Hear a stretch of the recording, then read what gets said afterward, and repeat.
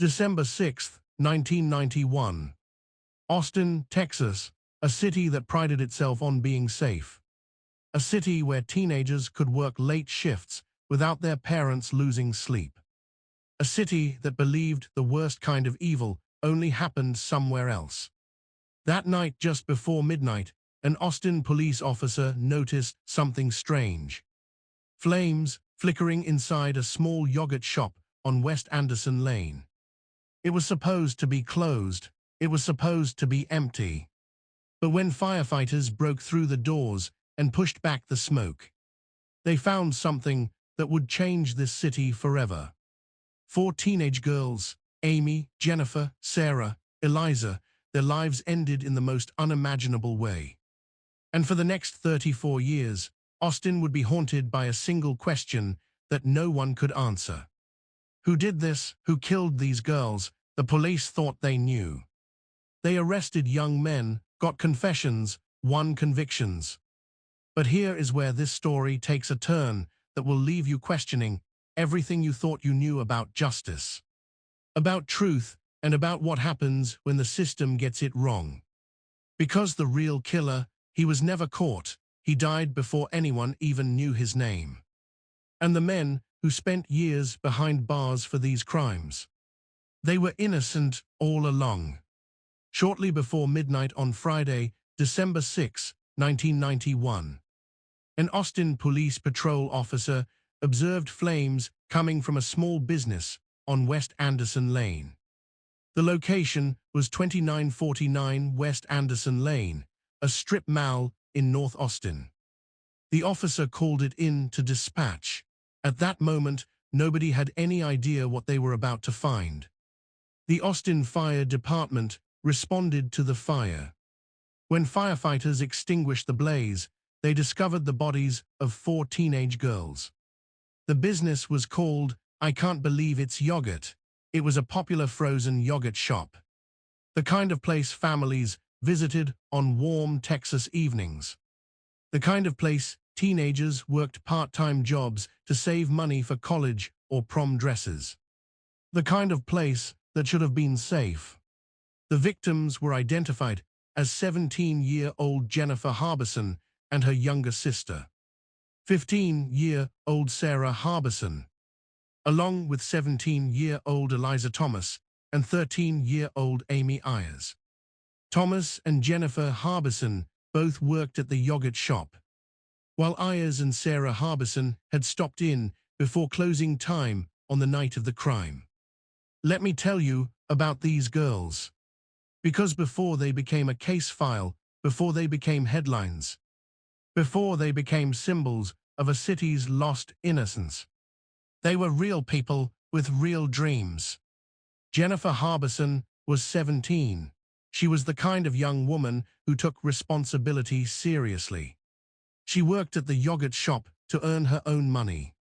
She was a high school senior with plans for the future.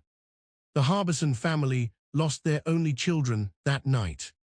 Daughters Jennifer, a hard-working high school senior, and Sarah, who was enjoying sports and clubs as a high school freshman. Sarah was Jennifer's younger sister, just 15 years old. She was still figuring out who she was, still exploring interests, still living that exciting time when high school opens up new worlds. Eliza Thomas was also 17, Jennifer's co-worker and friend. Her mother later shared memories about her daughter, including how Eliza loved collecting rocks. A small detail, but one that reminds us she was a real girl with simple pleasures and a whole life ahead of her. The girls became friends through the Future Farmers of America organization, of which they were all active members. This was rural Texas, where young people raised animals and participated in livestock shows. These weren't city kids living fast lives. They were country girls with down-to-earth dreams. Amy Ayers was the youngest victim at just 13 years old. She was a country girl with a love for animals. Her father Bob would later say, "I lost my daughter. I lost my first dance. I won't see her graduate. I won't see her become a veterinarian." She was a daddy's girl. Amy wanted to be a veterinarian. She was the youngest of the four, just beginning her teenage years. Still in that innocent phase where the future seems unlimited. That night, December 6th, 1991, the plan was simple. Amy and her friend Sarah had come to the shop that evening to meet Sarah's sister Jennifer, who worked at the shop with Eliza, and get a ride home with her. All four had planned to go to a slumber party when the shop closed at 11 p.m. A slumber party, think about that. Four friends making plans to stay up late, eat junk food, watch movies. The kind of night that's supposed to be memorable for all the right reasons. Jennifer and Eliza were working the closing shift. The shop was scheduled to close at 11. Sarah and Amy arrived sometime that evening to wait for the older girls to finish up. About 1 hour before closing time, a man was permitted to use the public restroom in the back. He waited there and may have jammed a rear door open. A couple who left the shop just before closing time reported seeing two men at a table acting furtively. These small details would haunt investigators for decades. Was there one killer or two? Did he enter through the front like any customer or slip in through the back? The fire destroyed so much evidence that answering even basic questions became nearly impossible. By the time investigators arrived at the yogurt shop, the fire had compromised much of the crime scene. Putting out the fire compromised it even more. Detective John Jones was one of the first investigators on scene. He would work this case for years. He would keep the files even after retirement. He would carry the weight of it for the rest of his life. "I can see them. I can still see the inside of that place," Jones told reporters years later. "That stuff's indelibly burned in my mind. It was just a lot of blacks and browns and grays from the smoke. And it was overwhelming," Jones recalled. Then, in the midst of all of that, was 4 dead kids. There was smoke and soot on every surface, making fingerprinting difficult. This was a crime like none Austin had seen before. Due to the damage from the fire and water from the automatic sprinklers in the shop, evidence was difficult to collect. But the detectives did their best. Detective John Jones processed the scene along with crime scene investigators and collected as much evidence as possible. What they found was horrific. All 4 girls were nude, had been shot, bound, and gagged. All 4 had been shot in the head with a .22 caliber pistol. And Amy was also shot with a .380 pistol. And then the building was set on fire before the suspect left the scene. A .22 firearm and a .380 pistol were used to commit the murders. And the perpetrator probably exited through a back door that was found unlocked. The use of 2 different firearms complicated matters. Was this the work of 2 killers, or one person carrying multiple weapons? The organized method of operation, the ability to control 4 victims, and the destruction of evidence by arson pointed to adults experienced in crime rather than teenagers, according to one of the original detectives on the case. This observation would prove tragically prophetic years later.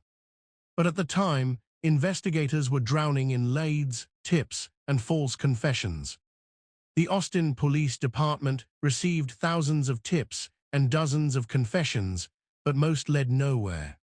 Austin police admit that over 50 people, including serial killer Kenneth McDuff on the day of his execution, confessed to the yogurt shop murders. 50 confessions, think about that number. 50 different people walked into police stations or called tip lines claiming they killed those 4 girls. Why would anyone confess to a crime they didn't commit? Some sought attention. Some had mental health issues. Some were pressured by investigators. False confessions are far more common than most people realize. And this case would eventually become one of the most devastating examples of that phenomenon in Texas history. At the time of the killings, a known serial killer named Kenneth McDuff was in the area. He had a history of multiple murders involving teenagers, but was soon ruled out. McDuff was executed on November 17, 1998.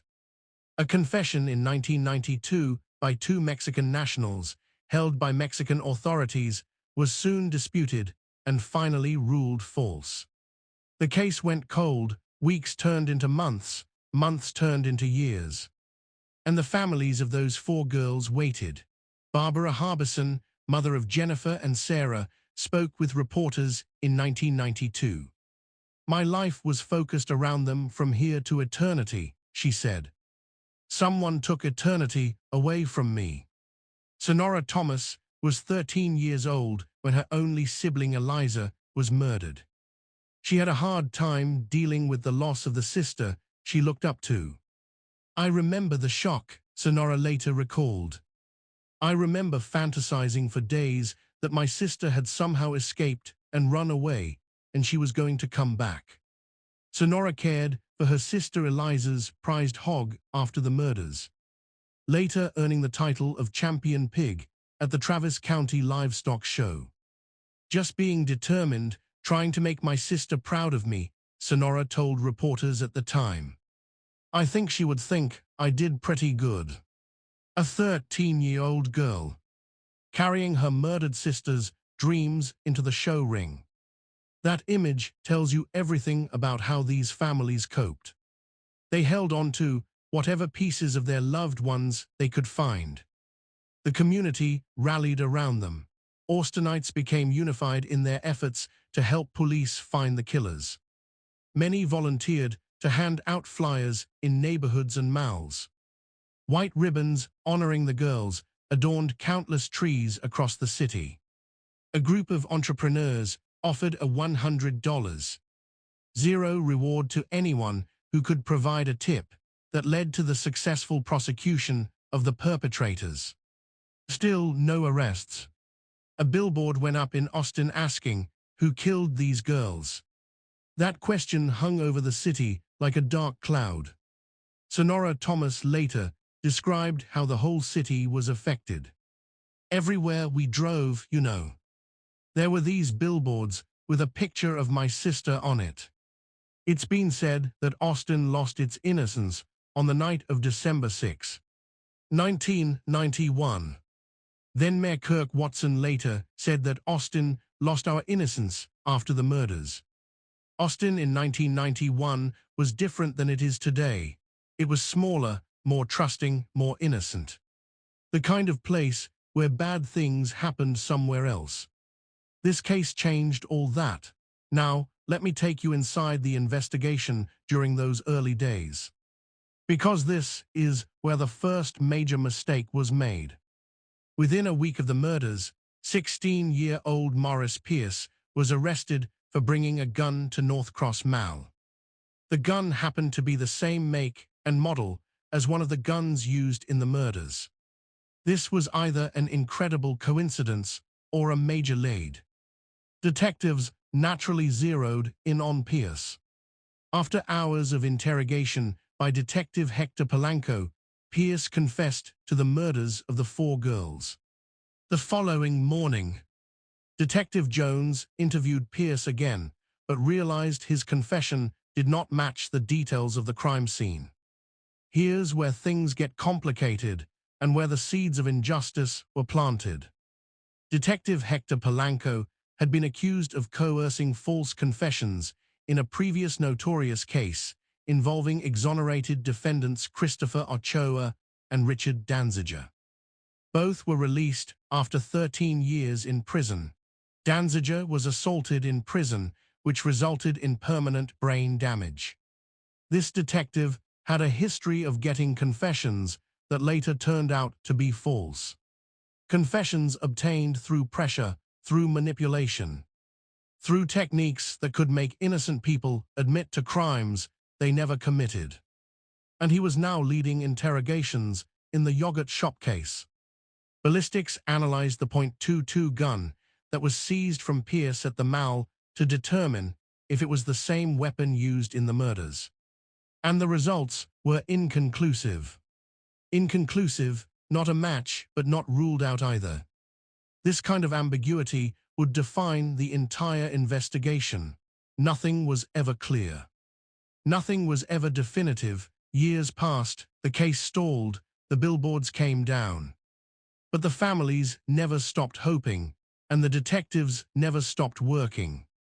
In 1999, the Yogurt Shop Task Force revisited the case and reviewed the original case files in further detail.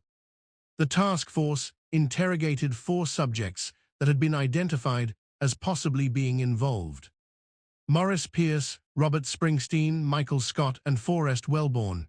8 years. 8 years of nothing, and now, suddenly, movement. During the interrogations, Robert Springsteen and Michael Scott confessed to the murders, and both implicated each other. Forrest Wellborn and Morris Pierce did not confess. At the time, the task force's theory was that Wellborn waited outside in the car as the lookout. Forrest Wellborn never confessed to the murders. All 4 subjects were arrested for capital murder in 1999. Michael Scott and Robert Springsteen were put on trial, and both were found guilty based on each other's confessions, implicating one another. Finally, after 8 long years, arrests, confessions, a theory that made sense. The city exhaled. News reports captured the moment. Then Mayor Kirk Watson said at a 1999 press conference, "For almost 8 years, we've all waited to hear the words that our police department is close to a point of solving a crime that has haunted our very souls. Today, we finally get to hear those words." Watson said the city could hopefully finally begin the process of healing after the arrests of the 4 suspects.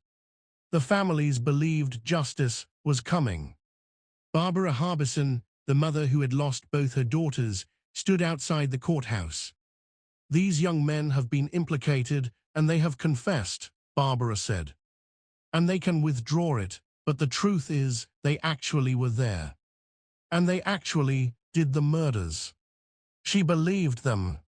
Why wouldn't she? They had confessed. They had described the crime. They had implicated each other. This is what guilty people do. Except sometimes it's also what innocent people do. All 4 young men were between the ages of 15 and 17 at the time of the murders. They were teenagers in 1991. By 1999, they were in their 20s, still carrying the weight of suspicion that had followed them for 8 years.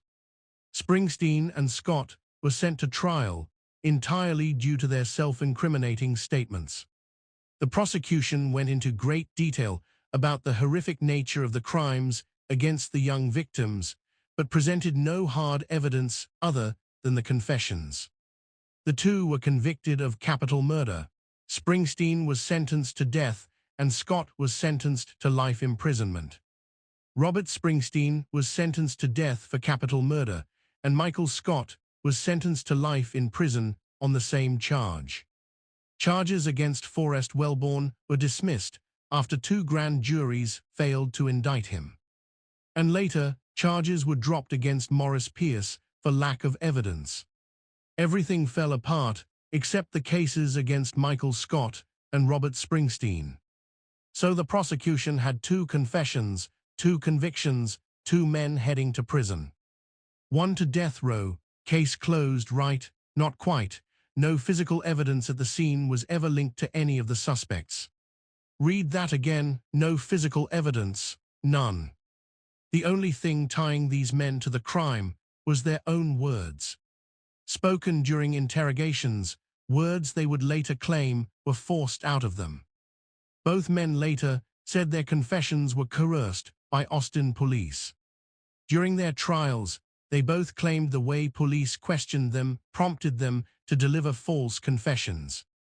Their statements also included claims about each other's involvement. There was no record of what was said to the men in the 1991 interrogations.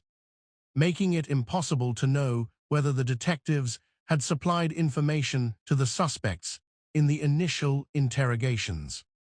Such information could be used to implicate the suspects in later interrogations if they were to refer to it.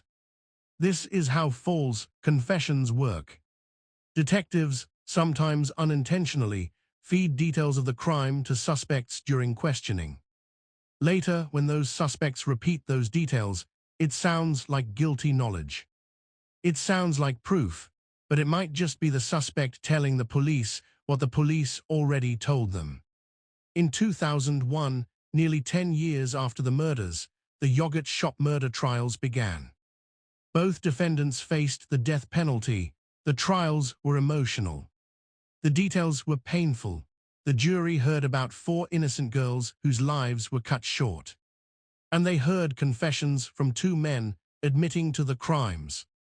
The verdicts came back guilty. In 2005, Springsteen, who was 17 at the time of the murders, had his death sentence commuted to life in prison by Governor Rick Perry as a result of the Supreme Court case Roper v. Simmons. This ruling prohibited the execution of anyone who committed their crime while under 18. Springsteen's life was spared, but he remained behind bars. And that's where things might have ended. 2 men in prison, families with closure. A city that could finally move on. But justice has a funny way of demanding the truth. Due to a new ruling, Crawford v. Washington in 2004, the Court of Criminal Appeals granted new trials for Michael Scott and Robert Springsteen. This Supreme Court decision changed the rules about how confessions could be used at trial. Under the new standard, what happened in the yogurt shop trials was unconstitutional. Both men were convicted, but a few years later, their convictions were overturned on constitutional grounds. The Sixth Amendment gives defendants the right to confront accusers.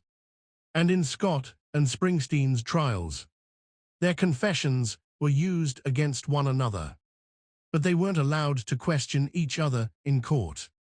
In 2006, the Texas Court of Criminal Appeals overturned Robert Springsteen's conviction based on an unfair trial.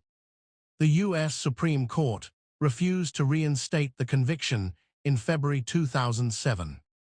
The convictions were thrown out, but the men weren't freed yet. The prosecution still wanted to retry them. They still believed they had the right people. Travis County District Attorney Rosemary Laneberg was intent on retrying Springsteen and Scott. But before doing so, her office decided to take advantage of what was then a fairly new type of DNA testing called YSTR testing. It was a way of searching for and extracting male DNA only. YSTR testing was ordered on vaginal swabs taken from the victims at the time of the murders. This is where everything changed. For years, technology had limited what investigators could do with the evidence collected from that fire-damaged scene. But science was advancing. New DNA testing methods were becoming available. And prosecutors wanted to strengthen their case before retrying Scott and Springsteen. What they found instead blew their case apart. In preparation for the new trial, further DNA evidence was reviewed. Fairfax Labs processed swabs from the sexual assault kit and developed a 16-marker unknown YSTR profile. An unknown profile, male DNA that didn't belong to Springsteen, didn't belong to Scott, didn't belong to Pierce or Wellborn either. Forensic investigation showed that the DNA found in one of the victims was not theirs. Nor was it that of the other 2 suspects implicated through confessions. The prosecution consequently abandoned its plans for a retrial. The DNA evidence excluded every man they had arrested, every confession worthless, every conviction wrong. The reliable scientific evidence in the case presents one, and one only. Unknown male donor, the district attorney acknowledged. Given that, I could not in good conscience allow this case to go to trial before the identity of this male donor is determined and the full truth is known. Following fresh DNA testing that excluded all 4 men from the profiles obtained at the crime scene, Travis County District Attorney Rosemary Laneberg announced she had dropped charges against Springsteen and Scott. "Make no mistake, this is a difficult decision for me and one I would rather not have to make," she said at the time. On October 28, 2009, all charges against Scott and Springsteen were dismissed. The men were freed in 2009. After spending years in prison, including time on death row, Scott and Springsteen walked free. Not because they were proven innocent, but because the DNA proved someone else was involved. Someone who had never been identified. No physical evidence ever linked those men to the yogurt shop, Detective Jackson later confirmed. The case was back to square one. The real killer was still unknown. And 4 men had their lives destroyed for crimes they didn't commit. Springsteen and Scott spent 10 years and 8 months in jail, almost 11 years, gone. Taken from them based on confessions that were coerced, based on a case built on nothing but words. "This case stole decades of my life, but the truth has finally come to light," Scott said years later. 7 jurors from the original trials later stated that they would not have convicted Scott and Springsteen had the DNA evidence been available at the time. 7 jurors, 7 people who sent these men to prison, said they would have decided differently if they had known the truth. Retired Detective John Jones, now moved out of Texas, kept working even after retirement. "Every year marks another year that there's no closure," he said. "I still have insomnia. 30 years after the fact." The detective who processed the scene, who collected the evidence, who promised to find justice for those 4 girls, was still losing sleep 3 decades later. Jones had promised victims' families that the next time they'd see him wearing a particular green and white striped shirt was when the murders were solved. A simple promise, a symbol of hope, but year after year that promise went unfulfilled. The families were left in an impossible position. For years, they had believed Springsteen and Scott were the killers. They had sat through trials, they had watched convictions. They had felt something like closure, and then it was all taken away.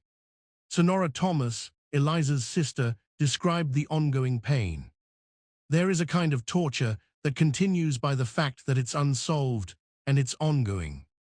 Torture. That's the word she used, because when a case remains unsolved, the wound never fully heals. Every new lie raises hope. Every dead end crushes it again. It's been more than 30 years since John Jones began the painstaking search for the killers. He has long since retired from the Austin Police Department and moved out of Texas. But copies of some of the case files moved with him. Jones couldn't let go. Even in retirement, even in another state, he kept the files. He kept working. He kept hoping, and meanwhile, the real killer, he had been dead for years. But nobody knew it yet, because here's the thing about this case that makes it so heartbreaking. The answer was there all along. The evidence existed. The DNA could have been matched. But the technology didn't catch up until decades later. Detective Dan Jackson, who took over the case in 2022, later explained it clearly. "This is something that could not have happened until 2025. And I'm sorry that it took 34 years for us to get here, but we're here now." 34 years.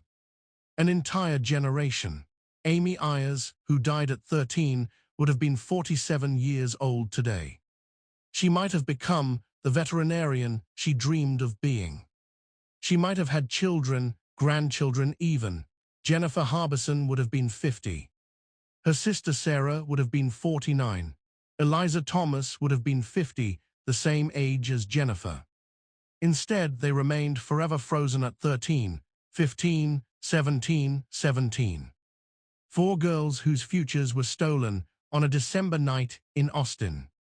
Eliza Thomas' sister, Sonora, spoke about what the families lost. Our reality doesn't change after today. Our families are still too small, still missing an essential ingredient, and we are lesser for it. We have been robbed of a life, with nieces and nephews and grandchildren, and with sisters to grow old with. Sisters to grow old with. That's what was taken, and the men who spent years in prison for these crimes. Their lives were destroyed too. According to one account, Morris Pierce was continually hounded by law enforcement wrongfully. In one way or another. I'm sure that led to his death. Pierce was shot to death after he stabbed an Austin police officer in 2010. Morris Pierce, accused but never convicted, died in a confrontation with police. A life marked by suspicion, by interrogation, by false accusation. We'll never know who he might have become if the investigation had gone differently. The pain of not getting it right really knows no limits, said Jesse Freud, senior staff attorney with the Innocence Project of Texas.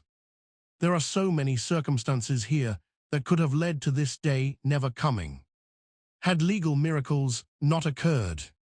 Legal miracles. That's what it took for the truth to finally emerge.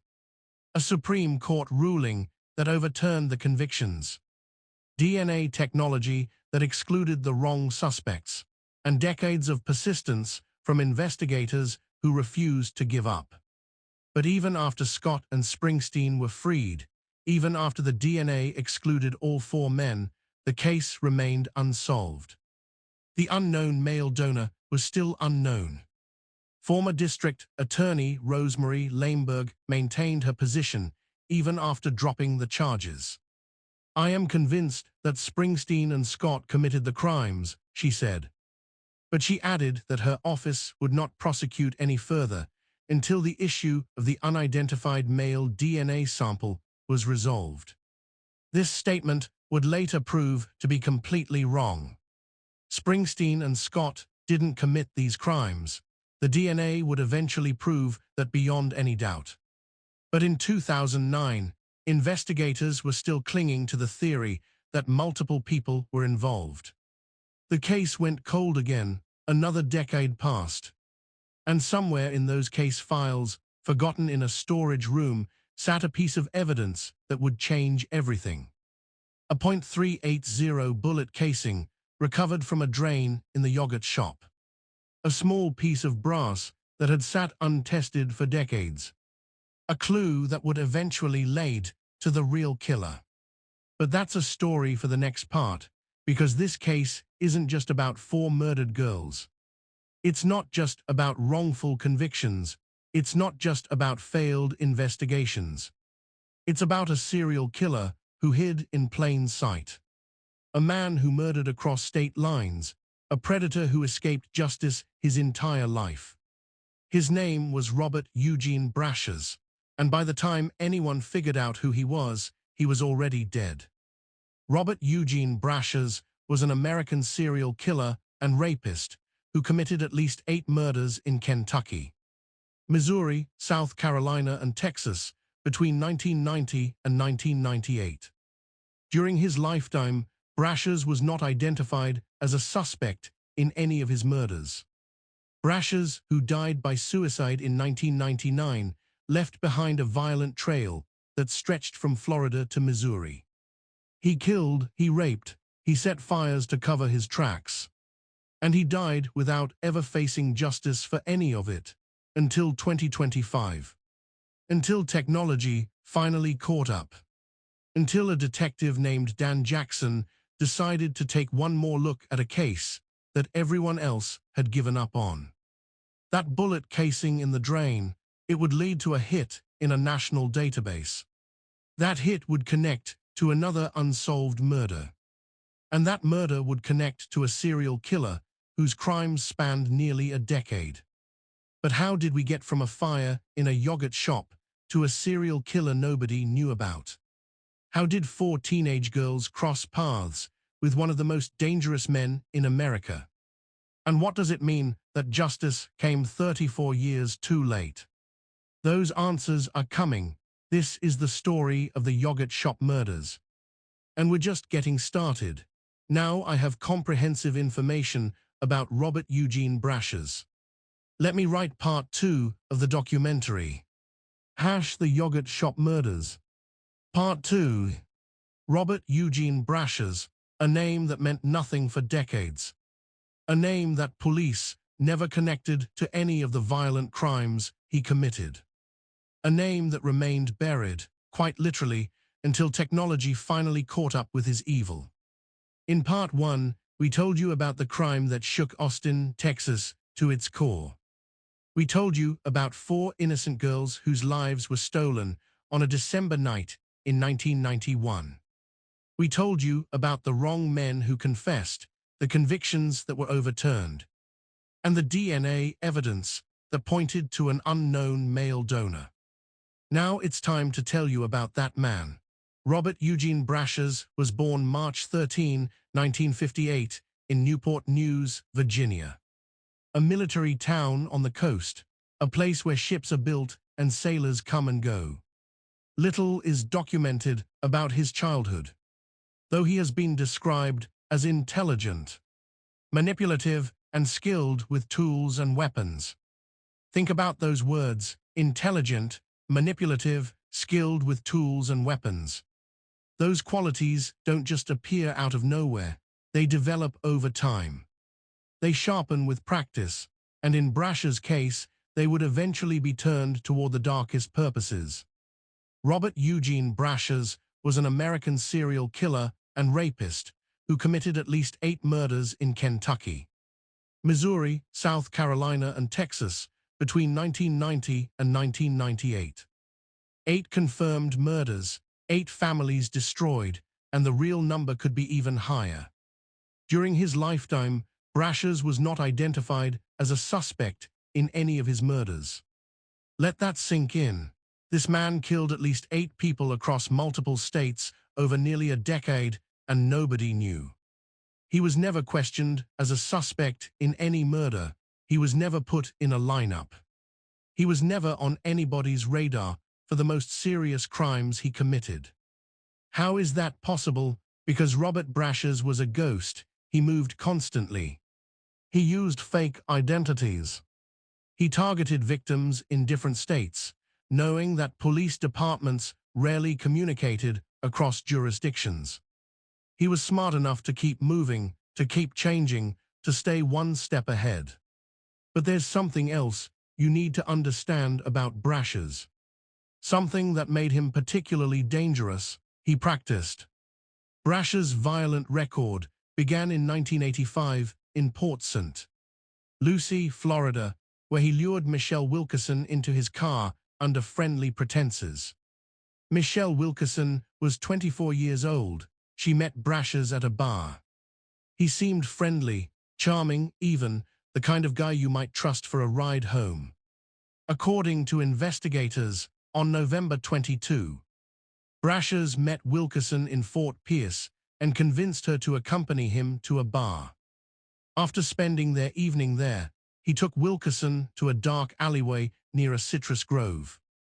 A dark alleyway, a citrus grove, miles from anywhere, no one to hear, no one to help. After drinking together, he attempted to make sexual advances toward her. Wilkerson refused and attempted to leave Brashers' vehicle, after which a fight ensued between the pair, during which Brashers shot Wilkerson twice in the neck and head. 2 gunshots, head and neck, wounds that should have killed her. But Michelle Wilkerson was a fighter. Despite the severity of her injuries, Wilkerson remained conscious, managed to leave the car, and hid in a culvert under the road. Having lost track of her, Brashers went to the beach and threw his gun into the sea. He then attempted to leave, but his truck got stuck in the sand. She pretended to be dead. She crawled into a drainage culvert, bleeding from her head and neck, and she waited. She waited for the monster to leave. In the meantime, Wilkerson made her way to a nearby apartment building, where she received medical attention. Before she was driven to Lawnwood Hospital, she described her assailant and his car in detail to police officers. Even with bullets in her head and neck, Michelle Wilkerson gave police a description. She identified her attacker. She refused to let him get away. A few minutes later, Brashers was apprehended while wandering the beach and charged with attempted first-degree murder, aggravated battery, and using a firearm during the commission of a crime. He was convicted the following year and sentenced to 12 years imprisonment. 12 years, that's what the justice system gave Robert Brashers for shooting a woman twice in the head and neck. 12 years seemed like a lot at the time, but here's where the system failed. Under more lenient laws in place at the time of his conviction, Brashers was released from prison for good conduct on May 4, 1989. Brashers was convicted of attempted first-degree murder, aggravated battery and firearm charges, and was sentenced to 12 years in prison. He was released on parole in 1989 after serving only 3 years. 3 years. Robert Brashers tried to kill a woman. He shot her twice in the head. And he served only 3 years in prison, 3 years for attempted murder. That's all Michelle Wilkerson's life was worth to the justice system. That's all it cost Robert Brashers to learn that he could get away with violence, that he could survive prison, that he could come out the other side and try again. The convicted felon and serial predator served 3 years in prison before being paroled in 1989. Only 2 years before committing the quadruple homicide. 2 years. 2 years between his release from prison and the night he walked into that yogurt shop in Austin, Texas. What happened in those 2 years? After his release, Brashers moved between the states of South Carolina, Tennessee, and Georgia, often changing his place of residence. He was on the move, never staying in one place for long, never putting down roots, never giving anyone a chance to know who he really was. And then, in April 1990, he killed for the first time. DNA testing revealed that his genetic profile was a perfect match for the murderer of 28-year-old Genevieve "Jenny" Zetricki, who had been bludgeoned, raped, and strangled with pantyhose at her apartment in Greenville, South Carolina. On April 5, 1990, Jenny Zetricki, 28 years old, living alone in an apartment in Greenville. She had a job, she had friends, she had a future until Robert Brashers found her. Brashers killed Genevieve Zetricki of Greenville, South Carolina, in 1990. She was beaten and strangled in her bathtub, authorities said. He didn't just kill her, he brutalized her, he violated her. And then he tried to cover his tracks by leaving behind a message that would confuse investigators for decades. At the time, it had been established that after murdering her in the bedroom, the killer had dragged her body into a bathtub and submerged it. Jenny's body was found in her bathtub, submerged in water. Her killer had written something on the bathroom mirror, trying to make it look like something personal, something connected to her life rather than a random attack. A DNA sample belonging to the perpetrator was isolated in 1995 and then uploaded to CODIS. Investigators were able to establish that at the time of Zetricki's murder, Brashers was living in Greenville, not far away from her home. He was living nearby. He chose his victim because she was accessible, because she was vulnerable, because no one would connect a transient construction worker to a young woman living alone. This was April 1990, 20 months before the yogurt shop murders. Robert Brashers had already killed once. He had already developed his method. Attack women, bind them, assault them, and leave no witnesses behind. And the police had no idea he existed. 20 months later, on December 6, 1991, he would do it again. But this time, he would kill 4. Let me paint a picture for you of who Robert Brashers was during this time. What his life looked like on the surface, because monsters don't always look like monsters. Brashers hid his violent nature behind a family man facade. He had 3 children, 1 biological, a family man, a father. He had a wife, stepchildren, a biological daughter who was born in 1991, the same year he committed the yogurt shop murders. Deborah Brashers-Claunch told KVUE-TV that she was just an infant when the Austin murders happened, and just 8 years old when her father died. She told KXAN-TV that she didn't know why he ended up in Austin, other than to note that he worked in construction. His daughter was an infant, a baby girl only a few months old, while her father was binding, assaulting, and murdering 4 teenage girls in a yogurt shop. Brashers worked in construction. He moved from job to job, state to state, living a transient existence that made him nearly impossible to track. According to detectives in South Carolina, Brashers faked his own death by publishing a fake obituary. Brashers' criminal history check lists multiple aliases, including a combination of family members' names and his mother's maiden name. He faked his own death. He used fake names. He used aliases based on his family members' identities. This wasn't a disorganized criminal acting on impulse. This was a methodical predator who planned his crimes and planned his escapes. Brashers has known criminal involvement in multiple southern states. He was everywhere and nowhere, a ghost drifting through the South, leaving bodies in his wake. Now let me take you back to the night of December 6, 1991. We know now that Robert Brashers was the man who walked into "I can't believe it's yogurt" that night. We know he was carrying at least 2 weapons, a .22 caliber pistol and a .380 caliber pistol. The DNA evidence and Brashers' crime habits, including tying victims up with their own clothing, carrying multiple weapons and never having an accomplice, cemented his involvement in the 1991 yogurt shop murders. This was his signature, tying victims with their own clothing, carrying multiple weapons, and always working alone. Jackson also noted Brashers was known to carry multiple weapons and act alone. At this point, there is no evidence he had an accomplice in the Austin killings, Jackson said. For years, investigators believed there had to be multiple killers. How could one person control 4 victims? How could one person commit such an organized crime? But Brashers had done it before, Detective Jackson explained. He controlled 4 women alone, tied them up, and sexually assaulted one of them in 1997 in Memphis.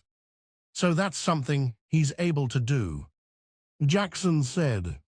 He was able to do it because he used fear, because he used weapons, because he had learned, through practice, how to dominate and control multiple victims at once. I think he just operated off of fear, especially for young women, investigators noted. Fear, that was his weapon, as much as the guns he carried. 4 teenage girls, facing a grown man with a pistol, would have been terrified into compliance. They would have done what he said, because they believed compliance might save their lives.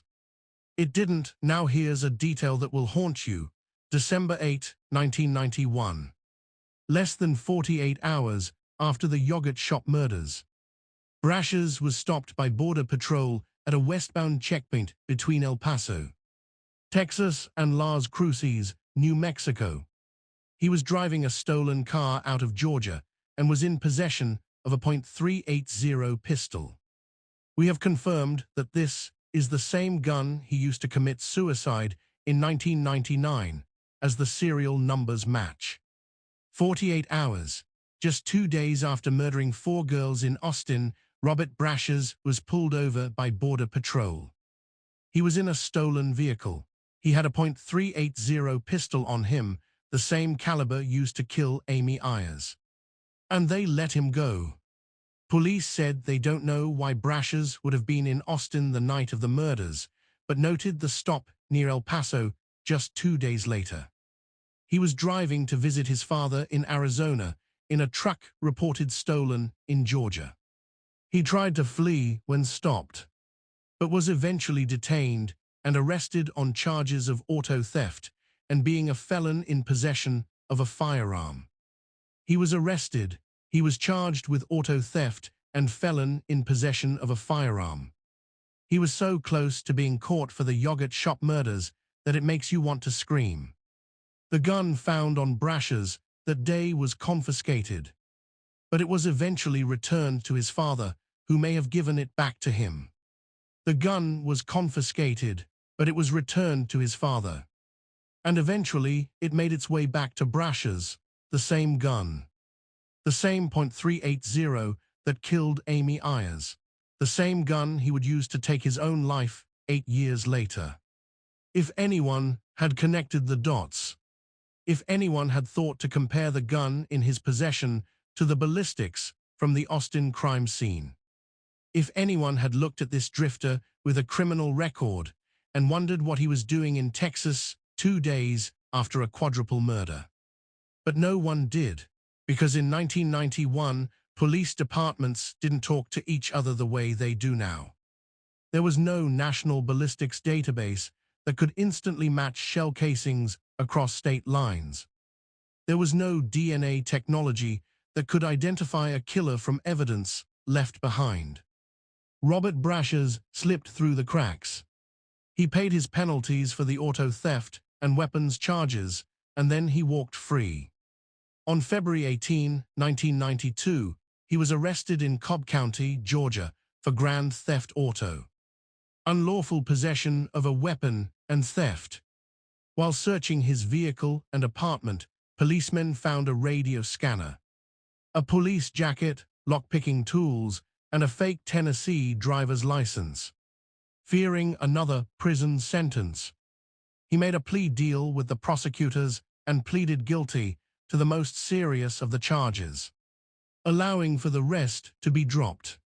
Look at what they found: a police scanner, a police jacket, lockpicking tools, a fake driver's license. This wasn't a petty criminal. This was someone prepared to commit serious crimes.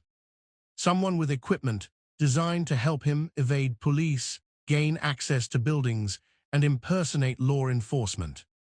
As a result, he was sentenced to an additional 5 years imprisonment, which he served in full and was released in February 1997. 5 more years in prison. By the time he got out in 1997, the yogurt shop case had gone cold. The wrong men were about to be arrested, and Robert Brashers was free to kill again. For the following 2 years, he moved between Tennessee, Arkansas, and Missouri. On April 12, 1998, Brashers was arrested while attempting to break into the home of a woman in Paragould, Arkansas. He couldn't stop, even after years in prison, even with a family, even knowing that another arrest could put him away for life. Robert Brashers kept hunting. He was arrested again on April 12, 1998, while trying to break into the house of a woman for whom he'd done handiwork in Paragould, Arkansas. Though Brashers had cut the phone lines and was arrested with a video camera and other tools, he was released shortly after being taken into custody. He cut the phone lines, he had a video camera, he had other tools, and they released him. The system kept failing. Over and over, this man was giving off every possible warning sign, and over he walked away. Less than 2 weeks later, he killed again.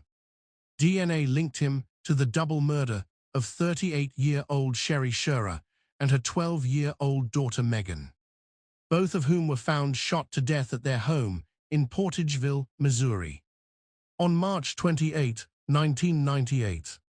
Both victims had been tied up, and Megan had been raped before Brashers shot and killed both of them with a .22 caliber gun.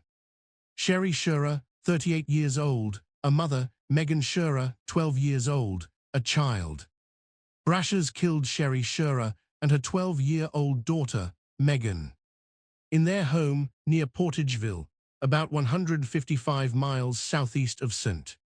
Louis. He also sexually assaulted Megan, police said, a 12-year-old girl. The same age as Amy Ayers had been, the same pattern, young girls, bound, assaulted. Shot with a .22 caliber weapon, and then, 2 hours later, he tried again. Approximately 2 hours later, he broke into another home in Dyersburg, Tennessee, where he attempted to assault a 25-year-old woman.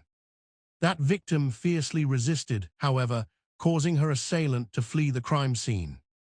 There was no useful biological evidence left behind, but forensic ballistics were able to prove that the same gun had been used in this attack as with the murders of the Shearers. This woman fought back, she resisted, she made him flee. And unlike the girls in the yogurt shop, unlike Sherry and Megan Shearer, she survived. The ballistics proved it was the same gun. The same .22 that killed the Shearers was used in the attempted attack in Tennessee just 2 hours later. Robert Brashers was on a rampage, driving from Missouri to Tennessee, leaving bodies in his wake. And still no one knew his name. He was also linked to the March 11, 1997, rape of a 14-year-old girl in Memphis, Tennessee. In that case, the victim and 4 other people were inside a home when Brashers knocked on the door and subsequently forced his way into the residence while armed with a revolver. A 14-year-old girl, 5 people in the house, and he controlled all of them. This is how we know he was capable of controlling the 4 girls in the yogurt shop. He had done it before, he would do it again. He controlled multiple women in that, investigators explained. He bound them, there was no sign of a struggle, he operated by himself at this. And then, in November 1998, another murder. This one wouldn't be connected to Brashers until 2025, 34 years after the yogurt shop killings. Authorities say Brashers shot and killed 43-year-old Linda Rutledge on November 7, 1998, at her parents' hearing aid store where she worked. Then set a fire at the business in an effort to cover up the crime. Linda Rutledge, 43 years old, working at her family's business. Shot in the head, the building set on fire. Rutledge was shot and killed inside a business, and the building was then set on fire. Similar to what occurred 7 years earlier in Austin. The same pattern, a woman at a business, shot, the building set on fire to destroy evidence. 7 years after the yogurt shop, and Brashers was still using the same playbook. Rutledge was found inside of the Nixon Hearing Aid Center in Lexington on November 7, 1998.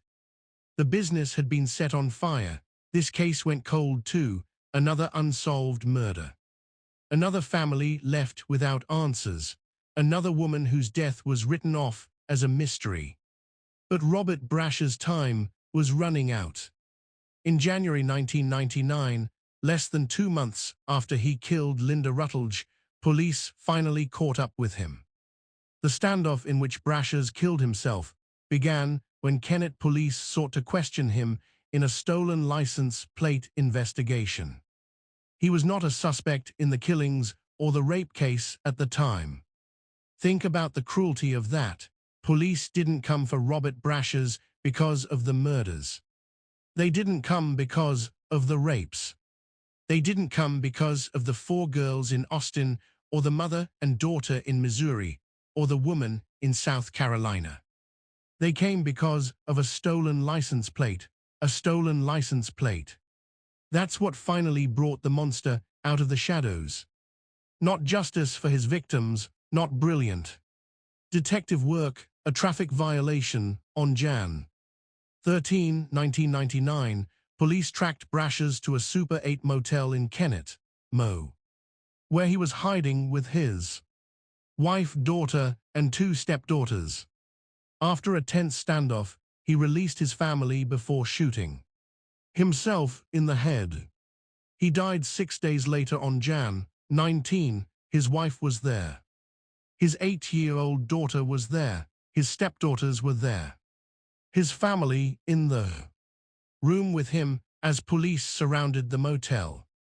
Within a few minutes, the motel grounds were surrounded with police cars, while Brashers took his wife, daughter, and 2 stepdaughters hostage. He released his family and then, after 4 hours of negotiations, shot himself in the head. He remained alive for 6 more days, 4 hours of negotiations, 4 hours with a serial killer holding his own family hostage.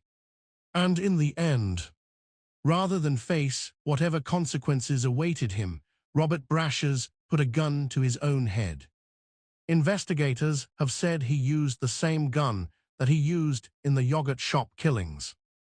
The same .380 pistol, the gun that killed Amy Ayers.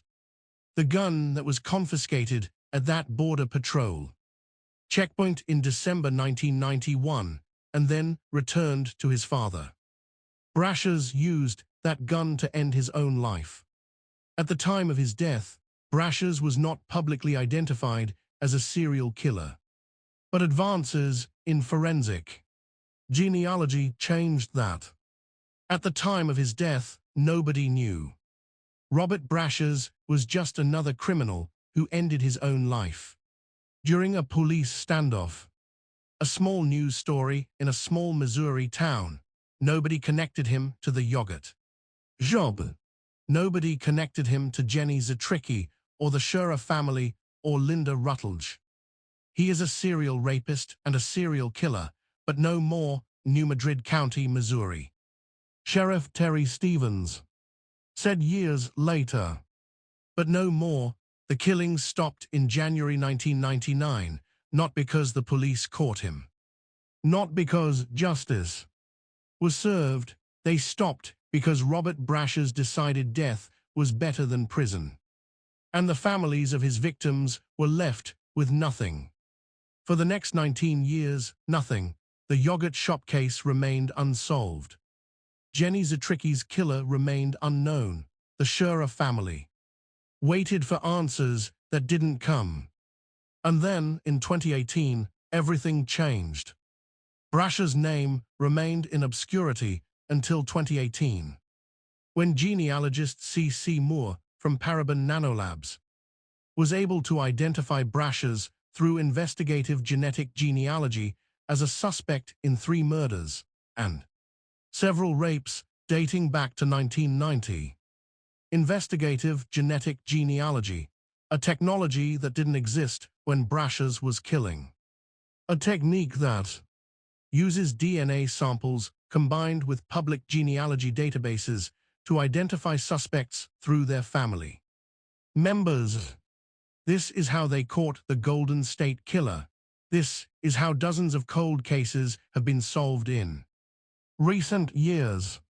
And this is how Robert Brashers was finally unmasked. Investigators used DNA samples from Brashers' surviving family members. It was chilling when they walked us through the report and talked about a family tree and then narrowed that down to 2 individuals who were brothers and with one having a violent criminal history. We believed that to be our suspect, and it was Robert Brashers, said Lt. Jason Rampey, a family tree. They built a family tree from the DNA left at crime scenes and traced it back through generations until they found 2 brothers. One of them had a violent criminal history, Robert Brashers. In response, prosecutors from New Madrid County and Pemiscot County, Missouri, filed a motion to exhume his remains and conducted additional testing. On September 27, 2018, the casket containing Brashers' remains was exhumed from the cemetery in Paragould, Arkansas, and DNA was extracted from the bones. They dug him up, 19 years after his death, they opened his coffin and extracted DNA from his bones.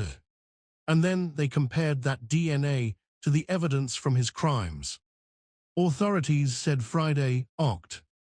5, 2018, that DNA evidence has identified Brashers as the man who killed 3 people and raped a girl in the 1990s, even though the suspect killed himself nearly 20 years ago. Investigators say they've solved 3 homicides and a rape case, all from the 1990s, after obtaining DNA. By digging up the corpse Brashers, 3 homicides solved, the rape of a 14-year-old girl solved. All from a dead man's bones, but the yogurt shop case wasn't one of them, not yet. In 2006, significant advances in DNA testing led evidence from the Shura murders to be resubmitted to the Missouri State Highway Patrol's crime library. A full suspect DNA profile was developed and entered into CODIS. That resulted in a match to the April 1990 murder of 28-year-old Genevieve Zitricki in Greenville, South Carolina. The dominoes started falling. The Shura murders connected to the Zitricki murder. DNA profiles matched. Across state lines, a pattern emerged. A killer who used the same methods, the same weapons, the same cruelty. Missouri officials said following that match, investigators from South Carolina, Tennessee, and Missouri worked together to investigate more than 200 leads. 1,200 leads, multiple states working together. And slowly, painfully, the picture came into focus. In 2017, the investigation yielded a CODIS match to the March 1997 rape of a 14-year-old girl in Memphis, Tennessee. In 2018, investigators contacted a private company called Harbison Nanolabs. Using genealogy technology, Harbison was able to identify Robert Eugene Brashers as a possible suspect in the cases. And that's when they had a name. That's when Robert Eugene Brashers finally emerged from the shadows. Investigators obtained DNA samples from Brashers' surviving family members. Missouri officials said traditional forensic tests results indicated Brashers was, with very little doubt, responsible for the crimes. The same year, Brashers' remains were exhumed in order to confirm the DNA in the profile was his. The surviving family members, the wife who had been in that motel room during the standoff, the daughter who was just a baby when her father committed the yogurt shop murders. They provided DNA samples that helped confirm the monster's identity. Brashers' daughter, Deborah Brashers, told KXAN that she had never heard of the yogurt shop murders, but knew her father had been connected to other violent crimes throughout the years. My first thought was I was born in 1991 August. Where was he at then? She questioned. Deborah said that she first found out about her father's criminal past in 2018. Where was he at then? His own daughter, asking the question that leads to the worst possible answer. In August 1991, just 4 months before the yogurt shop murders, Deborah Brashers was born. Her father was somewhere in the South, moving between states, hunting. She explained that it has been difficult being associated with her father. But she wants the families of victims to understand that she is sorry for his actions. I am very sorry to every family that my father hurt, said Deborah. I know that it is not my place at all to tell you I am sorry. But someone has to, because he was not sorry for it, and half of my DNA is the person that hurt you the most. So I want to tell you sorry, and I am so sorry for everything. But I am finally glad that you are getting answers. Half of my DNA is the person that hurt you the most. Think about what it must be like to carry that knowledge. To know that your father was a monster. To know that while you were a baby, while you were learning to walk and talk and be a person, your father was binding and murdering teenage girls. Deborah Brashers didn't choose her father. She didn't choose his crimes. She is as much a victim of Robert Brashers as anyone, forced to live with a legacy of horror that she had no part in creating. His daughter, Deborah Brashers, said she believes her father could be responsible for the yogurt shop killings. Deborah Brashers called her father a coward for his actions. He deserves to be here and be put through whatever he put other people through, she said. A coward, that's what his own daughter called him, a man who killed women and children. A man who committed unspeakable acts and then shot himself rather than face the consequences. But even with Brashers identified as a serial killer in 2018, even with his DNA connected to multiple murders, the yogurt shop case remained separate. The Austin Police Department had their own DNA profile. They had their own evidence. And for years, no one connected the dots. Why?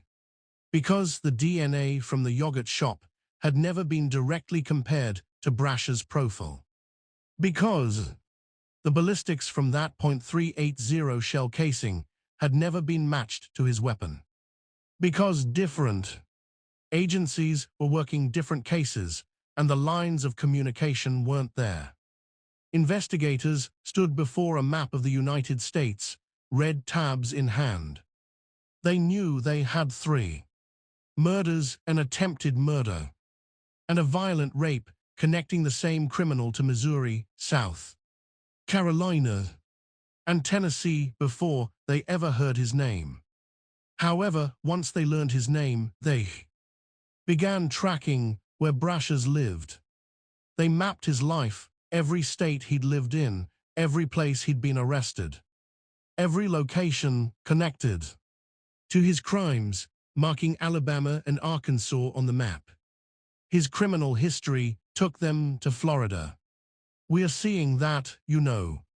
We're dealing with something of some magnitude here, or potential magnitude. One investigator explained. More research turned up police contact out in New Mexico, along with time in Louisiana and Virginia and family ties to Indiana and Arizona. The map filled up with red tabs: Florida, Georgia, South Carolina, Tennessee, Arkansas, Missouri, New Mexico, Virginia, Louisiana. But then when we connect Austin to it, it's like, okay. So he's traveling more extensively maybe than what we thought, investigators said. Texas, Austin, Texas, December 1991, another red tab on the map.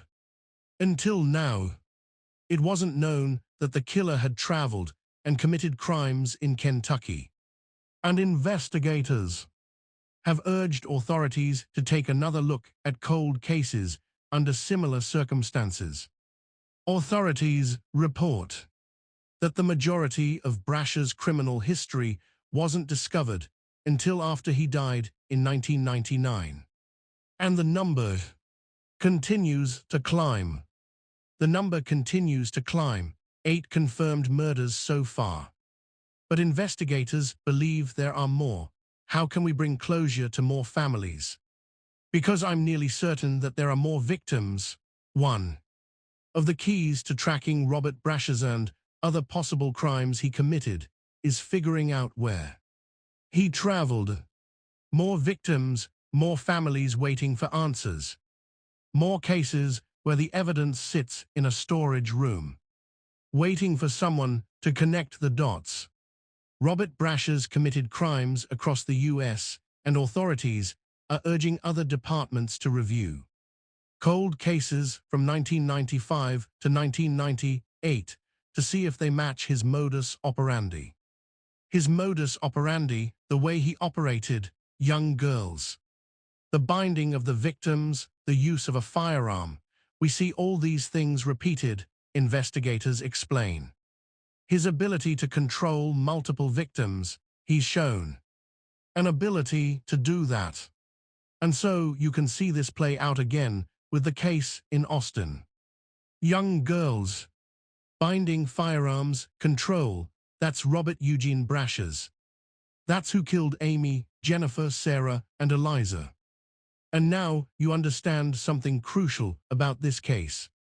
The yogurt shop murders weren't random. They weren't the work of confused teenagers who confessed under pressure. They weren't a crime of opportunity committed by amateurs. They were the work of a methodical predator, a man who had been practicing for years. A man who had already killed before and would kill again. The wrong men sat in prison while the real killer lived free. The wrong man sat on death row while the real killer bounced between states, committing more crimes. And the real killer escaped justice entirely by putting a bullet in his own head. This guy is your worst nightmare. This guy is terrifying to me, said journalist Amy Ayers. He was so violent, he was so cruel, he would bind victims. He would shoot them multiple times with guns. He would rape, and he just left a trail of carnage across the United States. A trail of carnage. From Florida to South Carolina, from Texas to Tennessee, from Missouri to Kentucky. 8 confirmed victims, probably more. And until 2025, the families of 4 teenage girls in Austin had no idea who killed their daughters. Their sisters, their friends. But the answer was coming, the technology was advancing.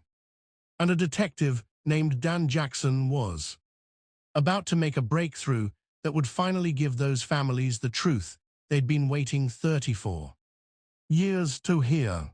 34 years, that's how long it took. 34 years of grief. 34 years of questions. 34 years of families waking up every morning wondering if today would be the day they finally got answers. In part 1, we told you about the crime that stole 4 innocent lives on a December night in 1991. In part 2, we introduced you to Robert Eugene Brashers, the serial killer who left a trail of violence across America for nearly a decade without anyone connecting the dots. Now it's time to tell you how it all came together.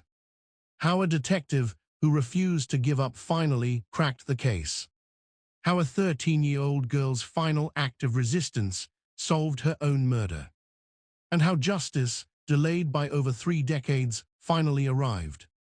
When Dan Jackson took the reins of the Austin, Texas Police Department's Unsolved Homicide Unit in 2022, his boss approached the detective with a sense of urgency. My first day on the job, my supervisor asked me to come into his office and shut the door, Jackson said. I thought I was already in trouble for some reason. Jackson wasn't in trouble, but he was given serious marching orders. Solve the murders of 4 teenage girls in a yogurt shop that traumatized the community and shocked Texans over 3 decades ago. This was no ordinary cold case assignment. Austin Police Chief Lisa Davis said the only physical evidence located at the scene of the crime had been matched with Robert Eugene Brashers, who died by suicide in 1999 after a standoff with police in Missouri. This is one of the most devastating and haunting cases in this city's history, Davis said. The weight of this case cannot be overstated. For 3 decades, it had haunted Austin. It had destroyed lives, not just of the 4 victims, but of the 4 men who were wrongfully accused. It had consumed the careers of detectives who poured their hearts into finding justice. A number of detectives had cycled through the case by the time Jackson was assigned to it 31 years later. Jackson knew what he was walking into. He knew about the failed confessions, the overturned convictions, the DNA that excluded all the previous suspects. He knew that this case had broken hearts and ended careers. But he also knew something else. Technology had advanced, databases had grown. And somewhere in those old evidence boxes, there might be something that previous investigators had missed. In 2022, APD Detective Daniel Jackson was assigned to the case. Detective Jackson met with several subject matter experts on DNA and genealogy, and a tiered list of items from the scene were identified for potential retesting. Jackson started from scratch. He reviewed every piece of evidence. He consulted with experts in fields that hadn't even existed when the crime was committed. He asked questions that no one had thought to ask before. And then he found something. In June 2025, Detective Jackson determined that a .380 cartridge that was found in a drain at the scene had not been submitted into NIBIN in many years. And software had greatly improved. A shell casing, a single piece of brass that had been collected from that fire-damaged crime seen back in 1991. It had been sitting in evidence storage for over 3 decades. Previous investigators had tested it, of course, but the technology at the time was limited. The databases were smaller, the matches weren't there, but now. Detective Jackson resubmitted the casing to the National Integrated Ballistic Information Network, a database created to link firearms to crime scenes. This matched the alleged weapon used in the yogurt shop murders with one from another unsolved murder case in Kentucky. An unsolved murder from 1998, a connection that no one had ever made before. In July 2025, they received a hit to an unsolved 1998 murder in Kentucky. As the cases had similarities, Detective Jackson began working with detectives in Kentucky to determine whether there were more similarities. That Kentucky case was the murder of Linda Rutledge. On November 7, 1998, the Lexington Fire Department in Kentucky was dispatched to the Nixon Hearing Aid Center for a structure fire. When crews arrived, they observed heavy smoke coming from the business and made entry. The fire was extinguished quickly, and a female victim was located deceased in the back hallway. The Fayette County Coroner's Office identified the victim as 43-year-old Linda Marie Rutledge.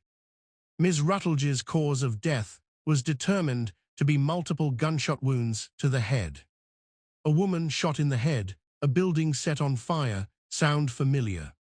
It was the same pattern, the same signature, the same killer. The .380 shell casing was a match to one that was located in Austin in December 1991 after the yogurt shop murders.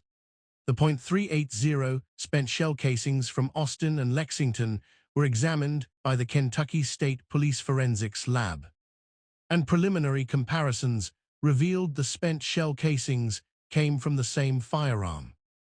In addition to the ballistic evidence, DNA evidence from both cases was also a match. The same gun that was used in Austin in 1991 was used in Kentucky in 1998. 7 years apart, hundreds of miles apart, but the same weapon. Now Jackson had a thread to pull. He started making calls. He reached out to law enforcement agencies across the country. In July, APD met with detectives working on a case in Kentucky that had a ballistics match with the yogurt shop murders. The Kentucky unit had not done a YSTR profile on their case. Jackson asked them to do so. He also asked them to search for other YSTR matches in their DNA database. YSTR testing. This is a specialized form of DNA analysis that looks specifically for male genetic material. It had been used before in the yogurt shop case back in 2008 when it excluded all 4 of the original suspects. But the technology had improved since then. The databases had grown. This is not something you can do an automated search like CODIS. It has to be a manual search because we have tried this once before nationally, Jackson said. From 2018-2019, APD attempted a manual YSTR search, but few labs were profiling them at the time in CODIS samples. By 2025, the database had grown. The timing was everything. If Jackson had tried this search 5 years earlier, the database wouldn't have been large enough. If he had waited 5 more years, the families might have died without ever knowing the truth. In August 2025, Detective Jackson requested a YSTR keyboard manual search from all labs in the US that keep YSTR profiles. They found several labs hit on the manual search, but with only 16-17 markers out of the current 27 marker profile. Partial matches, promising but not definitive, Jackson kept pushing. And then, on August 22, 2025, everything changed. On August 22, 2025, Detective Jackson received the South Carolina lab report that linked the yogurt shop unknown YSTR profile to a known YSTR profile from a 1990 Greenville, South Carolina sexual assault and murder. The profile belongs to known serial killer and rapist Robert Eugene Brashers, white male, born March 13, 1958. Robert Eugene Brashers, the name that had been unknown for 34 years. The ghost who had slipped through every crack in the system. The monster who had killed at least 8 people across multiple states and died without ever being charged. In August 2025, a murder case from 1990 out of Greenville, South Carolina, determined the unknown YSTR test from the yogurt shop murders matched 27 out of 27 with Brashers. A perfect match, 27 markers out of 27. The statistical likelihood was astronomical, but Jackson wasn't done. He needed more. He needed evidence that would hold up beyond any reasonable doubt.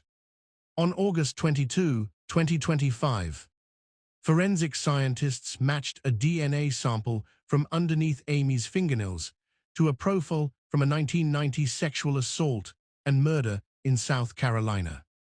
The profile belonged to Brashers, although he was never charged in the crime. He died in 1999. Amy's fingernails, let me tell you what that means. Let me tell you about a 13-year-old girl named Amy Ayers, who, in the final moments of her life, fought back.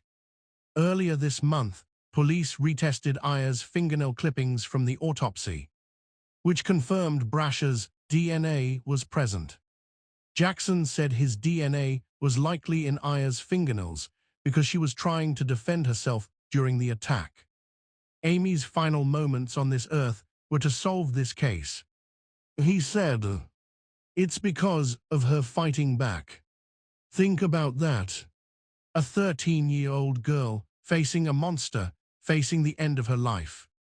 And in that moment she fought, she scratched, she clawed. And underneath her fingernails, she trapped the DNA of her killer. For 34 years, that evidence sat waiting for technology to catch up. Waiting for someone to know what questions to ask. Waiting for justice." DNA obtained from Amy Ayers' fingernail clippings was re-examined for confirmation and produced a 2.5 million to 1 likelihood the genetic material belonged to Brashers. 2.5 million to 1. Brashers' DNA was eventually found in 3 of the yogurt shop girls' sexual assault kits and in Amy Ayers' fingernail clipping, which was retested recently, Jackson said. And it matched. So that it's 2.5 million to 1 that it's likely Robert Brashers underneath Amy's fingernails. Following the announcement that police had found the real killer, Detective Dan Jackson spoke to reporters and credited the break in the case to Amy. "It was Amy's fighting back that solved this case," he said. Amy Ayers, 13 years old, a country girl who loved animals and wanted to be a veterinarian. She died on December 6, 1991, but her final act of courage would ultimately identify her killer. This DNA evidence was under the fingernails of the youngest victim of the yogurt shop murders, 13-year-old Amy Ayers. Her father, Bob Ayers, said his family always knew his daughter would help solve her own murder. They always knew. The family always believed that Amy's fighting spirit would lead to answers. And after 34 years, they were right, but there was more evidence connecting Brashers to the crime. The bullet casing cinched Brashers' connection to the yogurt shop murders. Patterns on the casing matched those made by the handgun Brashers used to die by suicide after he was pulled over by police in Missouri for driving a stolen vehicle. The same gun. The .380 pistol that killed Amy Ayers was the same gun that Robert Brashers used to take his own life during that motel standoff in January 1999.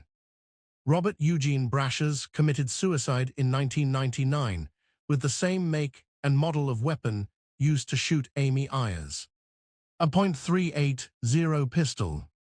Detective Jackson also learned that on December 8, 1991, less than 48 hours after the yogurt shop murders, Brashers was stopped by Border Patrol at a westbound checkpoint between El Paso, Texas and Las Cruces, New Mexico. He was driving a stolen car out of Georgia and was in possession of a .380 pistol. 48 hours. He was caught 48 hours after the murders. He had the gun on him, and they let him go. The cruelty of that timing is almost unbearable. If anyone had connected those dots in 1991, if anyone had thought to compare the ballistics, if anyone had realized what they had in their hands, 4 families might have had answers 3 decades sooner. Police said they don't know why Brashers would have been in Austin the night of the murders, but noted the stop near El Paso just 2 days later. We may never know why Brashers chose that yogurt shop on that night. Serial killers often target victims of opportunity. He may have seen 4 young girls working late and recognized vulnerability. He may have planned it for days. Or he may have simply walked in and decided in that moment that these would be his next victims. What we do know is his pattern, the DNA evidence and Brashers' crime habits, including tying victims up with their own clothing, carrying multiple weapons and never having an accomplice, cemented his involvement in the 1991 yogurt shop murders. Jackson also noted Brashers was known to carry multiple weapons and act alone. At this point, there is no evidence he had an accomplice in the Austin killings. Jackson said, "For years, investigators had wondered if there were multiple killers. How could one person control 4 victims? The answer, terrifyingly, was that Brashers had practice. We have a documented case. He controlled 4 women alone, tied them up, and sexually assaulted one of them in 1997 in Memphis," Jackson said. "So that's something he's able to do." On September 29, 2025, the Austin Police Department held a press conference. The families of the 4 victims were there. The mayor was there. And Detective Dan Jackson stood before the cameras to announce what everyone had been waiting 34 years to hear. Robert Eugene Brashers, a suspected serial killer linked to multiple deaths and rapes across the country who died in 1999, was identified on Monday as the man likely responsible for the deaths of the 4 girls in Austin in 1991. "I'm 100% that this is Robert Eugene Brashers," Jackson told CNN. 100%. No doubt, no ambiguity. After all these years, finally certainty. Austin Police Chief Lisa Davis said, "This is one of the most devastating and haunting cases in this city's history. For the families of Amy, Eliza, Sarah, and Jennifer, today marks a critical step forward in honoring not only their memory, but getting at truth and accountability. Austin Mayor Kirk Watson said, "This day has been a long time coming for the city. We can finally express a deep sigh, a release that comes from knowing," he added. "Today, I'm hopeful. My hopefulness is that we can turn a page as a community, and hopefully the final page, on this horror that marked a very different time in Austin's history." Austin Mayor Kirk Watson said, "We can take heart in our growth and progress and strength as a city. And we can go to sleep knowing that while the threat of this kind of evil may never pass in this world, we are far better able to prevent it before it happens and solve it when it does." And now let me tell you about the families, because this is their story more than anyone else's. Sonora Thomas was 13 years old when her sister Eliza was murdered. For 34 years, she lived with unanswered questions. For 34 years, she carried the weight of not knowing. Sonora Thomas, sister of Eliza Thomas, said she thought she would die not knowing what happened and had to come to terms with that. "I now know what happened, and that does ease my suffering," she said. Sonora Thomas reflected on the years when the case wasn't in the national spotlight and the kindness she received from Austinites since the murders. She tearfully recalled a clerk telling her a decade ago that her family was always in her prayers and that she'd always received an outpouring of love from strangers in Austin. "I know now what happened, and that does ease my suffering," she said. "And I can continue to pass on all the kindnesses that have been shown to me over the decades and hope that I can ease the suffering of others." Pass on the kindnesses. Even after everything she went through. Even after losing her only sibling at 13 years old. Sonora Thomas's response to finally getting answers was to think about how she could help others. Sean Ayers, Amy's brother, was 19 years old when his sister was murdered. Sean Ayers lost his only sibling Amy that horrific night in Austin in 1991. He was 19 years old, and his parents had shared with him the gruesome truth about her final moments. At the press conference, something remarkable happened. Bob Ayers, the father of Amy Ayers, a victim of the Austin, Texas, yogurt shop murders in 1991, placed a "We Will Not Forget" pin on Austin Police Detective Dan Jackson at a news conference on September 29. At Monday's press conference, after Jackson explained how they caught the suspected Austin yogurt shop killer, Amy's father, Bob, placed a pin on the detective's lapel that had been created by the parents of the victims right after the murders and were worn around Austin.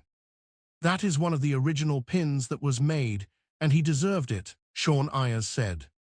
A pin, a small piece of metal that had been created in 1991, when the families were desperate for anyone to remember, anyone to care, anyone to keep searching.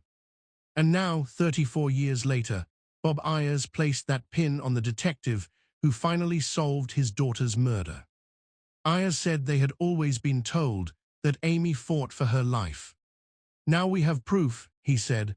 "Last thing she did on this earth was fight. We're not done, still going to fight for her and fight for other families. Still going to fight. Even with answers, even with closure, the family isn't done. They want to help other families who are still waiting, still wondering, still hoping." Sean and Angie Ayers, the brother and sister-in-law of 13-year-old Amy, said all we ever wanted was truth and justice.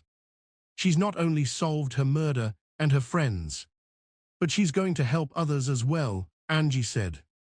"Because Robert Brashers didn't just kill 4 girls in Austin. He killed at least 8 people across multiple states. And investigators believe there are more victims out there, more families still waiting for answers."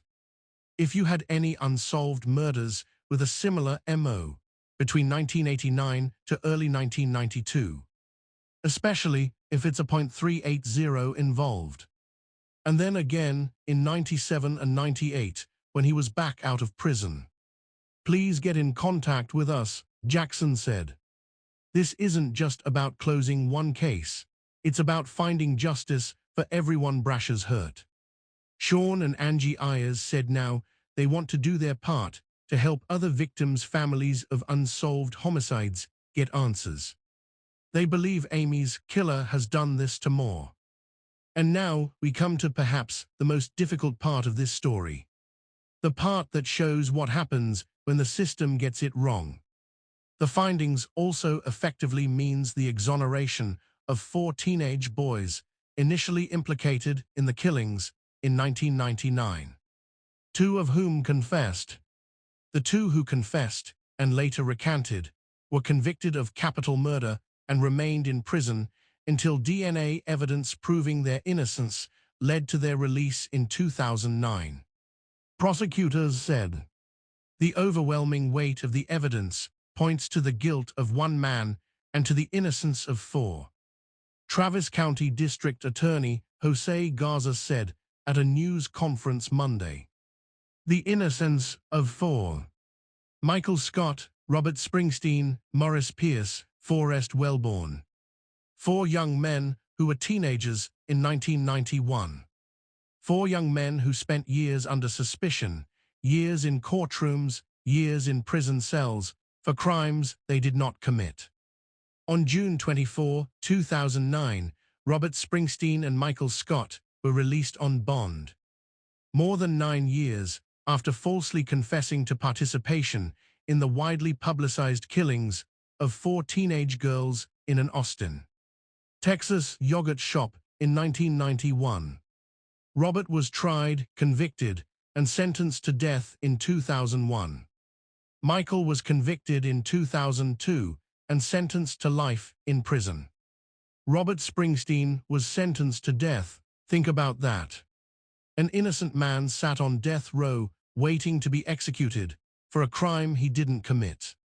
Those new detectives elicited confessions from both Robert and Michael, which became the primary evidence used to convict them. No physical evidence ever connected either man to the murders. Robert and Michael confessed following lengthy coercive interrogations with Austin police detectives in. Those new detectives elicited confessions from both Robert and Michael, which became the primary evidence used to convict them. No physical evidence ever connected either man to the murders. Robert and Michael confessed following lengthy coercive interrogations with Austin police detectives in September 1999. After an 18-hour interrogation, Scott confessed and was sentenced to life in prison without parole. He later recanted, claiming his confession was false and coerced. 18 hours. That's how long they questioned Michael Scott before he confessed to something he didn't do. Michael Scott has been living in his own hell since this case started, his attorney Tony Dyers said. After being arrested, Scott was involved in an 18-hour interrogation with APD detectives that resulted in his confession, which Dyers says was coerced. Of all the videos that I've seen of that nature where someone is being interviewed by police, I've never seen anything like this, says Dyers.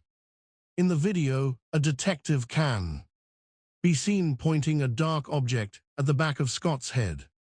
16. We didn't realize the type of coerced confessions that have now been brought to light that put those guys behind bars. One of them on death row, Maggio said.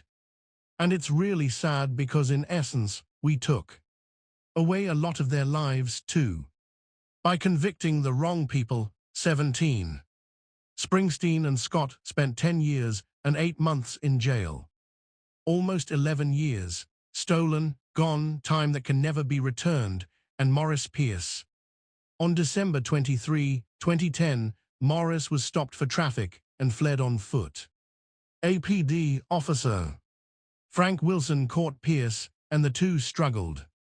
Pierce removed Officer Wilson's knife from his belt and stabbed him in the neck. Officer Wilson shot and killed Pierce. Officer Wilson survived his injuries. 3. Morris Pierce died in a confrontation with police. He never lived to see his name cleared. He never got to hear that he was innocent all along. The Innocence Project of Texas is representing two of the original suspects, Forrest Wellborn and Morris Pierce.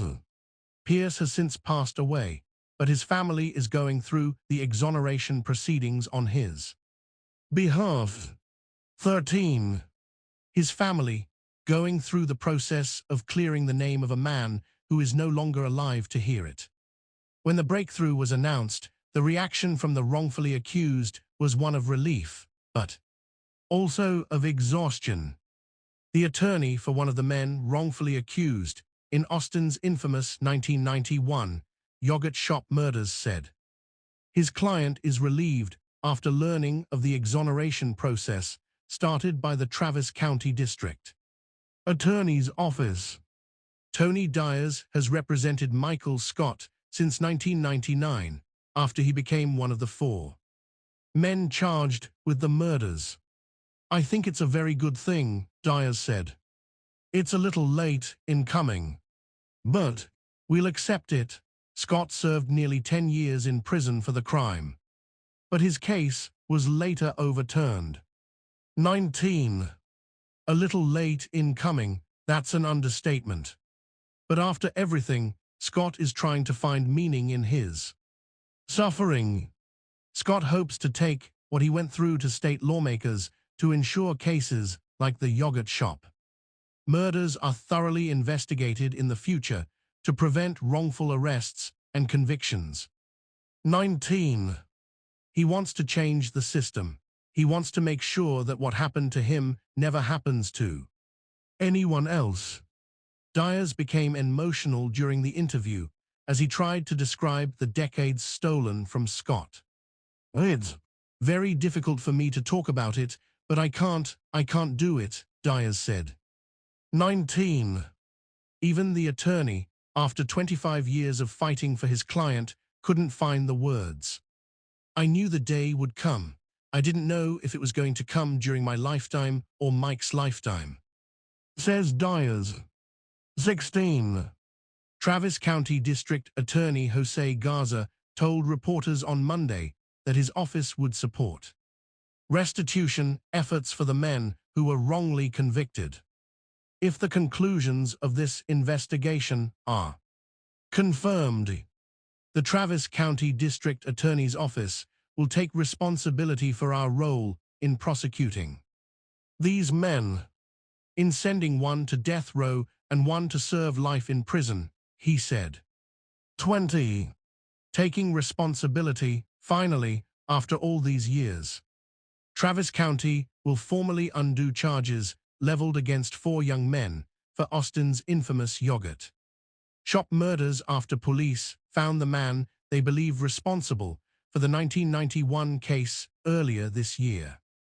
Travis County District Attorney Jose Garza said he has filed the paperwork to exonerate the 4 men initially accused of the murders. 21. In December 2025, the DA's office filed a motion under the Texas Disciplinary Rules of Professional Conduct to initiate the exoneration process for Scott, Springsteen, Pierce, and Wellborn. Late. 34 years is too long for anyone to have to wait for the criminal legal process to be over, District Attorney Garza said. 19. It has been over 25 years since the 4 men wrongfully accused have been waiting for the criminal justice system to clear their names, said Travis County District Attorney Jose Garza. We hope this hearing offers the transparency they need to help them move forward and supports the healing process for the families of the 4 young Jiris, as well as for our Austin community. 16. And what about the families of the victims? How do they feel about the men who were wrongfully convicted? We are grateful that the actual truth has finally come out, and grateful for the people who have worked so hard to find the actual truth. Days after a motion was filed as the first step in clearing the names of the 4 men wrongfully accused in the 1991 yogurt shop murders, the family of 13-year-old victim Amy Ayers said these court proceedings were expected following the break in the case announced in September 12. Expected, the families knew that once the real killer was identified, the wrongfully accused would need to be cleared, and they accepted it. We are grateful that the actual truth has finally come out, and grateful for the people who have worked so hard to find the actual truth.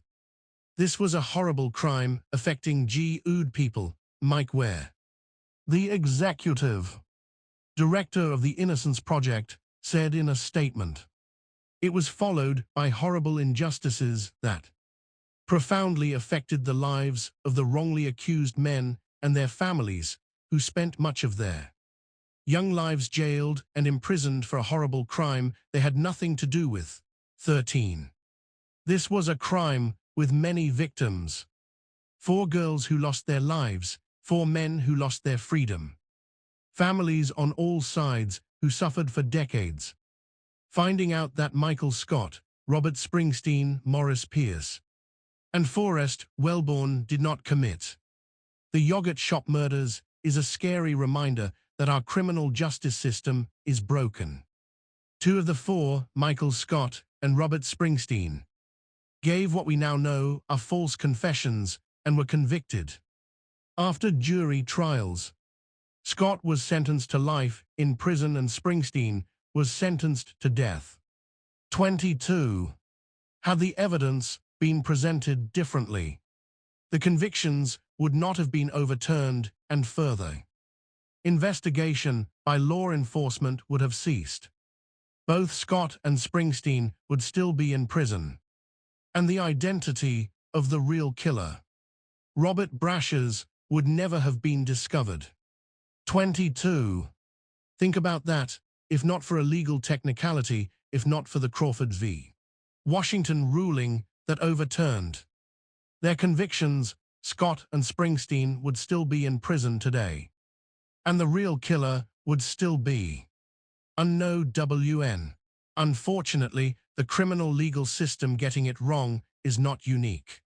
Since 1989, there have been 3,747 exonerations and more than 34,800 years lost to wrongful convictions in the United States. I was one of those. I was sentenced to death and imprisoned for 18 years for a crime I didn't commit. 22. Those words come from Anthony Grave, a man who spent 18 years in prison, 12 of them in solitary confinement for a crime he didn't commit. He was on death row at the same time as Robert Springsteen was not the only innocent person on death row in 2004. Among others, I was there with Robert Springsteen. We were all victims of a system that often gets it wrong. 22. When the system gets it wrong, lives are forever destroyed. An exoneration alone is just the first step in a long journey of healing. 22. But this case isn't just about what went wrong. It's also about what finally went right. So dogged was Jackson's subsequent pursuit of justice. Even being shot in the line of duty didn't stop him from staying on the case. Highlighted in an HBO documentary released in August called The Yogurt Shop Murders, one detective, Dan Jackson, was shot in the line of duty during this investigation. In an unrelated encounter, he took a bullet and he kept working the case. 3 years later, thanks to a combination of improved DNA technology, ballistics testing, assistance from in-state and out-of-state law enforcement, and fortuitous timing, Jackson's persistence since that meeting with his supervisor has paid off. The case finally has been solved, but for a few loose ends, Jackson said. 1. Jackson said solving the yogurt shop murders required a group effort, which included the Texas Attorney General's Office Cold Case Unit, Texas Rangers, Texas Department of Public Safety, the City of Austin Forensic Science Division, as well as the ATF and police departments that had cases pointing to Brashers. 1. It took a team. It took agencies across multiple states working together.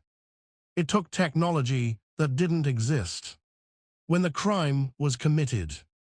And it took a detective who refused to give up. This is something that could not have happened until 2025, Jackson said. And Elm's sorry that it took 34 years for us to get here, but we're here now. And what about John Jones, the original detective who processed the crime scene back in 1991? The man who made a promise to the families while wearing that green and white striped shirt. Jones promised victims' families that the next time they'd see him in the shirt was when the murders were solved. 17. In the decades since the murders, John Jones said he's experienced insomnia and post-traumatic stress disorder. Then, a few weeks ago, Jones got a call from Dan Jackson, APD's lead detective on the case. 17. After all those years, after all those sleepless nights, John Jones finally got the call he'd been waiting for. Then came years of prosecution that ultimately ended in 2 wrongful convictions. John Jones describes it as a roller coaster in the dark. You're going to be dropping into oblivion, but you don't know when you're going to come out of it, Jones said. You go up and down, and then you come back into the station, the lights come on, and you figure this is over. Nope. 17. A roller coaster in the dark, that's what this case has been, ups and downs. False hopes and devastating setbacks, but finally, the ride is over. The case shaped the city in some ways. It pushed Austin to start a forensics lab that ultimately helped solve the murders of the 4 girls. 17. Something good came from the tragedy. Austin built a forensics lab because of this case. That lab helped develop the technology that finally identified the killer. Now, before we close, I need to tell you about the HBO documentary that brought renewed attention to this case. The Yogurt Shop Murders is a 2025 American documentary miniseries directed and produced by Margaret Brown. It follows the 1991 Austin yogurt shop killings, exploring the trauma left and the investigation. It had its world premiere at South by Southwest on March 10, 2025. It premiered on August 3, 2025 on HBO. 23. Emma Stone and Dave McCary had the idea to make a documentary series revolving around 1991 Austin yogurt shop killings, with A24 set to produce. 23. The timing was remarkable.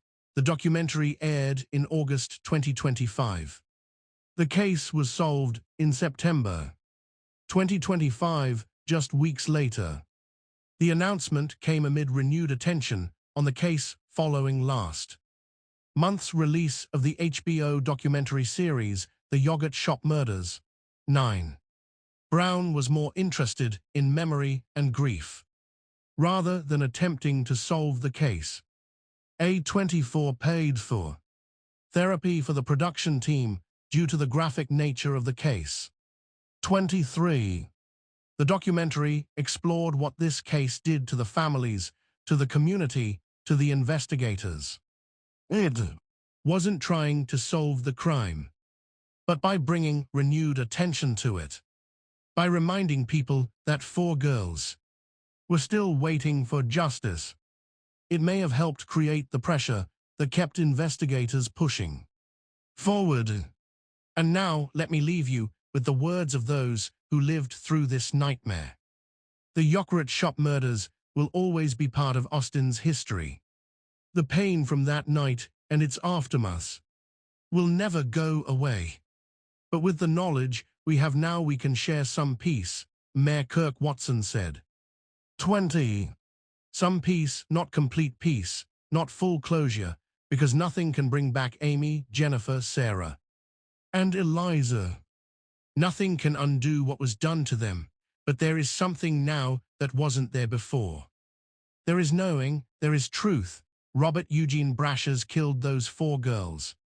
He walked into that Yockeret shop on December 6, 1991, and he ended 4 lives that had barely begun. He went on to kill again and again across multiple states for nearly a decade. And then he escaped final justice by taking his own life. But he didn't escape completely, because Amy fought back.